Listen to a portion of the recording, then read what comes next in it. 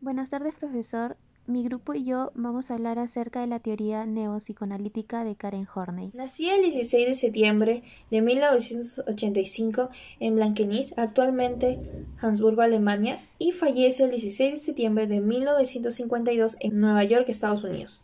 Su nombre era Karen Daniels. Con 21 años, Karen inicia la licenciatura de Medicina en la Universidad de Friburgo, ciudad a la que también se desplaza la madre para hacer compañía. En 1909 contrajo matrimonio con Oskar Horney y se estableció en Berlín contando con 24 años. Karen y su esposo tuvieron 3 hijas. El matrimonio llegó a su fin en 1927 después de 17 años. Durante el matrimonio y después de él, Horney tuvo varios amoríos, entre ellos el psicoanalista Erich Fromm. En 1911, Karen finaliza la carrera en Berlín y obtuvo el título de médico en la Universidad de Berlín en 1913, iniciando inmediatamente su formación y comenzó a asistir a la clínica neuropsiquiátrica de la universidad, donde a la par asiste a las reuniones científicas de la Asociación Psicoanalítica local, donde presentó en febrero de 1912 una comunicación sobre la educación sexual en los niños. Horney acudió a Karl Brandt, un fiel seguidor de Freud. El terapeuta atribuyó sus problemas a la atracción que sentía por hombres dominantes, que según él explicó, era un residuo de la atracción edípica por su padre Ahora prepotente. vamos a hablar algunos de sus postulados. Ella criticó las teorías de Freud en algunos aspectos, como el complejo de Edipo, pero que este tema va a ser abordado por uno de mis compañeros más adelante. Ella también afirmó que el origen de la neurosis no está en los instintos, sino más bien en los esfuerzos de las personas para encontrar un camino de una jungla lleno de peligros desconocidos. ¿Y esto qué nos quiere decir? De que la vida es desconocida y no sabemos qué es lo que nos va a deparar. Y en esa búsqueda de sentirnos bien al estar en espacios desconocidos, nos puede generar alguna neurosis. Sostenía que las explicaciones de Freud generan un concepto muy pesimista de la humanidad basados en instintos innatos y en el establecimiento de la personalidad. Ahora, en cambio, Karen, sus ideas eran mucho más optimistas y giraban en torno a las fuerzas culturales que están en continua evolución. Ahora, para terminar este apartado de los postulados, ella estableció que las enfermedades de la personalidad eran ocasionadas por poderosas demandas ambientales, sociales, económicas y educativas.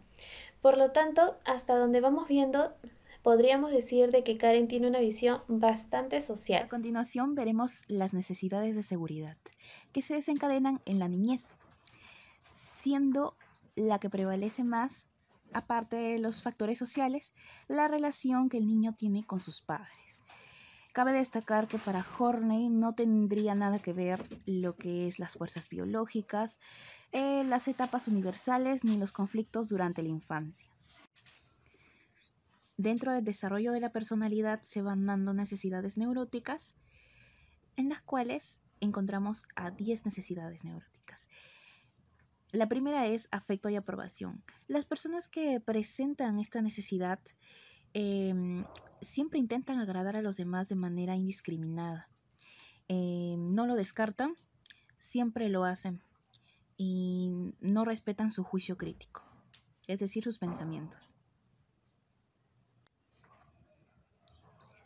Número 2. Tener pareja estable. Estas personas que presentan esta necesidad suelen buscar parejas que representen la fuerza o que sean fuertes, debido a su falta de confianza en ellos mismos. Sus características más puntuales son la sobrevaloración del significado del amor, tanto también tienen miedo a la soledad y al abandono. Número 3. Vivir dentro de unos límites estrictos. Estas personas restan importancia a sus capacidades, lo omiten, la descartan, no la toman en cuenta y también presentan miedo a pedir las cosas, ya sea prestado o quizás mucho peor regalado. Número 4. Poder. Esta necesidad va unida a la necesidad de posesión y prestigio. en la cual se evidencia el deseo de controlar a los demás, tanto como ocultar los sentimientos de debilidad. Número 5.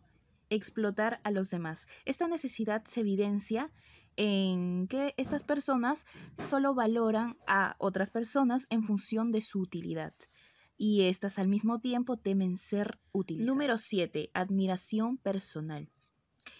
Bueno, en esta necesidad las personas buscan ser admiradas por lo que son, pero no por lo que tienen.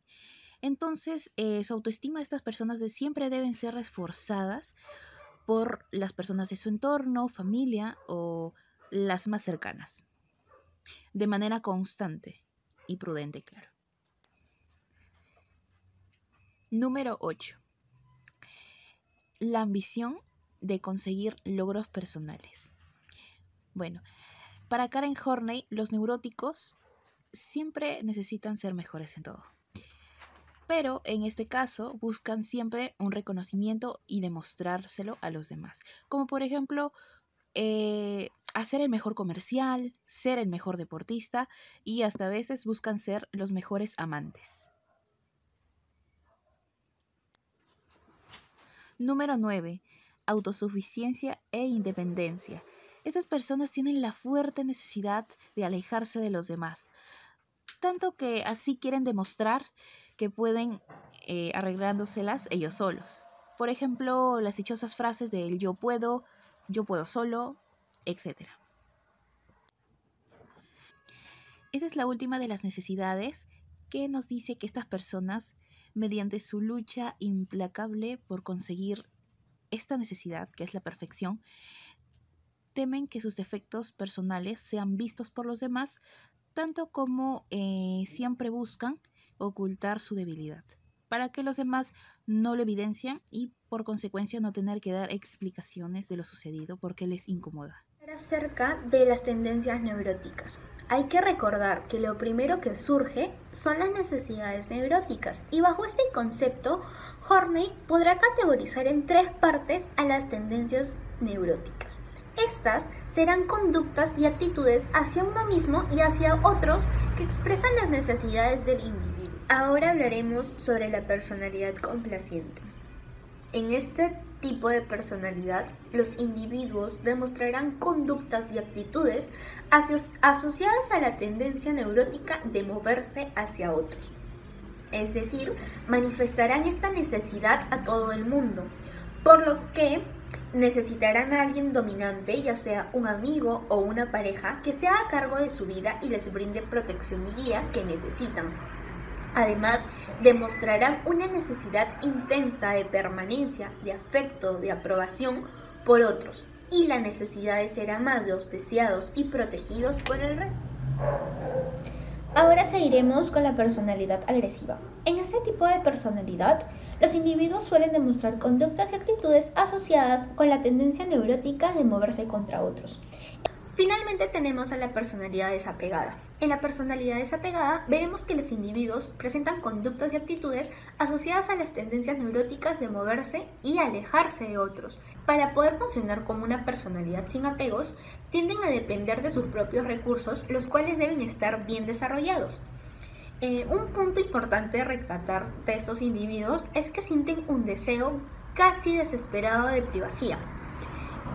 Además de ellos, desean sentirse superiores al resto. Tenemos que tener en cuenta lo que nos dice Horney, que tanto las personas normales como las personas neuróticas construiremos una imagen de nosotros mismos que puede estar o no basada en la realidad. Entonces, podemos decir que una persona normal construye su autoimagen a partir de una evaluación realista de sus capacidades, debilidades, metas, logros y relaciones con otros individuos, por lo que su imagen confiere lo que es una unión e integridad a la personalidad. Y para poder realizarlo y explotar todo su potencial, ellos deberán reflejar lo que es su verdadero yo, mientras que los neuróticos experimentan un conflicto entre modos de conducta, por lo que se caracterizan en la desunión y en la falta de armonía. Psicología femenina. En 1922 empezó a trabajar en su versión personal de una psicología femenina y en ese mismo año fue la primera mujer que presentó una ponencia sobre el tema en un congreso internacional de psicoanálisis. Este tuvo lugar en Berlín y estaba presidido por Sigmund Freud. Envidia del útero. Horner rebatió estas ideas afirmando que los hombres envidiaban la capacidad de la mujer para procrear. Adoptó esta postura debido al placer que le procuró el nacimiento de sus hijas. Encontró en los pacientes lo que llamó el envidia del útero. Horner no negó que muchas mujeres se crean inferiores al hombre. Lo que cuestionó fue que, como decía Freud, esos sentimientos tuvieran origen biológico, aun cuando ellas se consideran menos en comparación con los varones. Lo experimentan por razones sociales y no por su condición de nacer mujer. Sí sienten que valen poco, se debe a que han sido tratadas como tales en las culturas dominadas por los hombres. Tras tantas generaciones de discriminación social, económica y cultural, es comprensible que muchas se vean bajo esta luz negativa, evasión a la feminidad. Como consecuencia de estos sentimientos de inferioridad, las mujeres tal vez opten por negar su condición y deseen inconscientemente ser varones. Horner llamó evasión de la feminidad a este fenómeno, el cual puede provocar inhibiciones sexuales. Una parte del temor sexual que produce esta condición proviene de la fantasía de las niñas acerca de la diferencia del tamaño entre el pene adulto y la vagina de la niña. Las fantasías se centran en la visión vaginal y en el dolor de una penetración violenta. Surge así un conflicto entre el deseo inconsciente de procrear y el miedo al coito. Si el conflicto es suficientemente fuerte, puede llevar a problemas emocionales que se manifiestan en la relación con los hombres y entonces la mujer desconfía de ellos. Le muestra resentimiento